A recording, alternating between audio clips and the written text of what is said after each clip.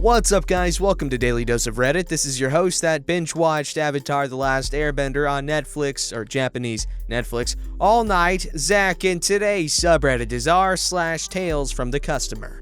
Alright, this story's called 3 months, 5 phone calls, 2 store visits, and 1 police report later, I got our money back. This is a very long story, and I apologize in advance. But there are many details that can't be cut for clarity's sake, so bear with me. For background to this entire situation, my boyfriend is an avid gamer, and whenever he finishes a game that he knows he won't play again, he usually goes and trades it in pretty much immediately to that particular chain game store known for its crappy trade-in rates that will be referred to as GameStop. If he doesn't trade it in immediately, he waits for a while until he has a good stack of games to trade in and they have some sort of deal going on that allows him to get more money back. Leading up to the incident, he had been to GameStop and trading in games and controllers in 2 different stores, one about 10 minutes away from our house, GameStop 1, and one in a mall about half an hour away, GameStop 2. He had traded in almost $300 worth of games at this point, contained on 2 different gift cards, one of which contained about $160 and the other, which this long story pertains to, contained $133.97. He went to GameStop 2 one night towards the beginning of June and traded in some games and controllers, which equaled out to the $133. Then we went on vacation for 2 weeks, and when we came back, he went to GameStop 1 to trade in more. And then the story really kicks off. We got back from vacation toward the end of June, and we went to GameStop 1 shortly after. They had added the value of what he traded in that day to the gift card that had $160. And when we got back to the car, I asked how much money he had on the cards. We tried to figure it out in our heads around what we should have, but we wouldn't know for sure until we actually checked the balances. So we called the number on the back of the cards to check the balance, and the first card had the $160 on it. Great. Called the second card that should have had the $133.97 on it, and it was empty. Weird. Called again just to double check that we had entered the number into the phone correctly. Still empty.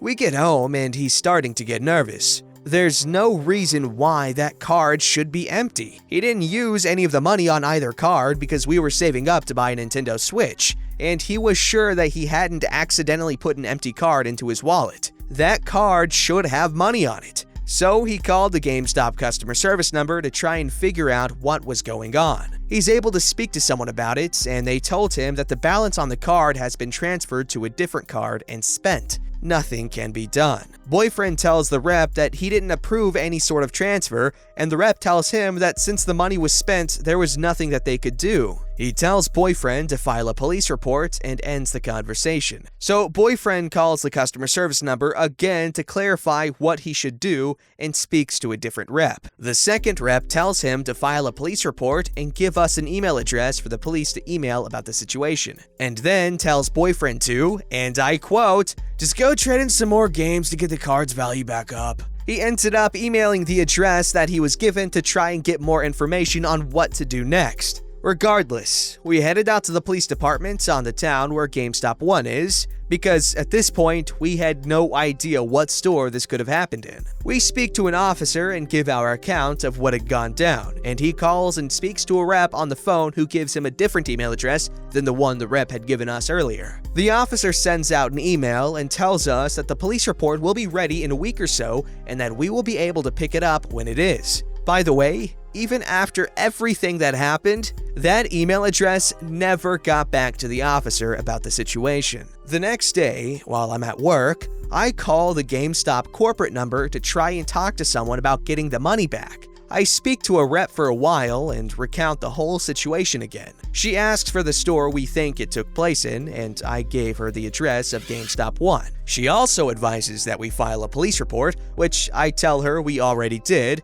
and gives my number to the district manager, who says will call me back within 24 hours to discuss everything. The district manager actually called me back a few hours later and said that they were able to see that the transaction did not occur at GameStop 1 like we thought it had, so he wasn't able to do anything about it. About a week passes with no updates from the police when boyfriend gets an email back from the contact that he was given when he called the customer service line almost a month ago. They explain that it looks like when he went to GameStop 2 to trade in some games, after he left, someone had reported the card as stolen, and an employee had then transferred the balance onto a different card, and it had been spent over the course of a month. They say that lost or stolen cards can't be replaced, especially now since the card would technically be empty. So basically, we're crap out of luck. We did not want to give up though, because we were out $133. During the next week, boyfriend gets a call from the police department that the report is ready. So he goes and picks it up and gives it to me because at this point, I pretty much take this whole situation into my hands. During this time, boyfriend also finds the receipt from the day he traded in his games, which confirms that it happened in GameStop 2. Within the next week, which takes us to the end of July, by the way, so we are already a month into this whole thing. I go to GameStop 2 and speak with the manager about everything that happened. I am equipped with a receipt and a police report, and I am prepared to talk to someone until I finally get some sort of answer. The assistant manager I talk to takes down all the information from the receipt and police report that he would need, and says that he would escalate it to their district manager, but it might take a while because their usual district manager was on maternity leave, so they have someone filling in for her. 2.5 months pass, and we are now midway into September, and nothing has happened. At this point, we are so over waiting for them to get back to us and just want the damn money back. So we go back to GameStop 2 and talk to a different manager. He says that they had tried to look into it, but there isn't anything that he can do at a store level, and advises that we call the corporate number again. And so I began my campaign of calling and badgering their corporate number until I get the answer that I want. I called the day after we spoke to the manager again and waited on hold for an hour until someone finally picked up. I go through the entire situation again, and he says that since it was for boyfriend's account, they would need to talk to him about it. I tell him, in not so nice terms, that I am the one they will be dealing with and that I have all of the information they would need. The card number, the account number, boyfriend's name and email address for the account, the receipt number, and the police report are all sitting in front of me. So no, they would not be speaking with boyfriend. The rep very quickly changed his tune and said that they would escalate it to the district manager again, and that I would hear back within a day. I make sure that he knows that if I don't hear back, I would be calling again. Lo and behold, I don't get a call. So I call the corporate number for the second day in a row. I wait on hold for an hour again, and they relay all the information to a different rep.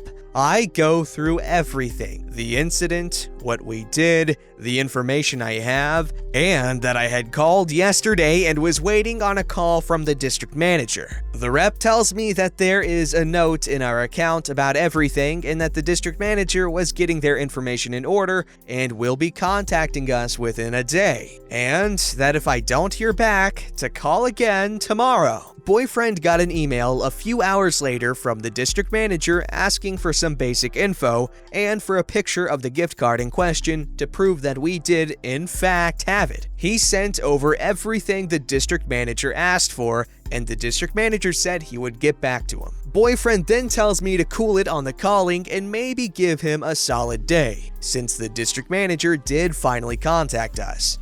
The next day, we got our money back. The district manager told boyfriend that they ruled the situation in our favor since we hadn't been the ones to approve the balance transfer, which we had been saying from the beginning, but at least we did finally, eventually, get our money back. Holy crap, I would never put up with that. I would just be like, you know what?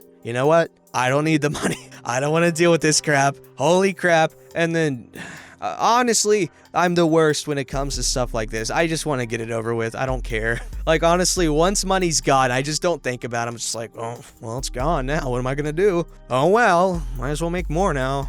However, we must admire and praise the tenacity of our fellow consumers, sticking up against those corporate overlords and their thieving, skeevy undersides. which are their thieving employees. Regular employees are fine, they're cool, but thieving employees, they're the underside. If you've ever had a scab on your butt, that's what the thieving employee is, okay? He's ugly and nasty, but he's helping the thing, or the body of the corporation, of GameStop. So he's ugly, but he's helping them, which is bad. I don't know what my point is. There's something there, I know. Alright, this story is called, I Didn't Take Your Damn Gloves! It was Christmas 2019, and instead of ordering presents online, which I had for most of my gifts already, I decided to go window shopping for the few people I hadn't shopped for yet. Where I live, we have this little town road where there are a ton of locally owned small shops. Clothing stores, tourist shops, pet stores, boutiques, bakeries, etc. They would always decorate the street with lights, and all the shops would put on their own displays, so even if you aren't buying anything, it's still fun to walk around and enjoy the sights. You could say I looked forward to spending my money on overpriced goods. I started my window shopping on one end of the street and worked my way down the road, shop to shop. By the near end of it, I had this big paper bag that was carrying things I had bought from the other stores. The last shop I had yet to visit was this outdoorsy place that sold all kinds of outdoor wear, merch, and gear. Which was perfect, because the last person I needed to shop for was my father, who works on farms and operates machinery. This store I was saving for last, specifically because it was one of my favorites. It had this rustic, warm vibe to it, and their clothing gear was very well made. Not to mention expensive. I'd got myself a very versatile and flattering jacket a while back that I wear nearly every day, and later I had planned to get a pair of their cool hiking shoes since my old pair were getting worn. So I thought I would take a look around to see if I could find anything that might help with my father working out in the cold, and maybe a little something for myself if I could afford it. Now, usually they would only have 2 younger people on staff, but since it was the holidays, there were 4 employees, 2 of which I've never seen before. An older woman and a tall man wearing red. Usually the staff were very nice and accommodating and were just the right amount of helpful but distant. But not this time.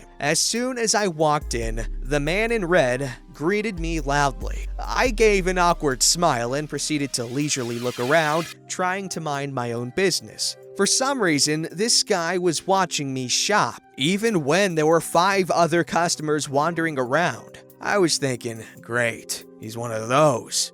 I'd wandered my way to the glove section, trying to avoid Man in Red's stare, when he approached me as I was looking curiously at the heavy-duty gloves display. Is there something I can help you with?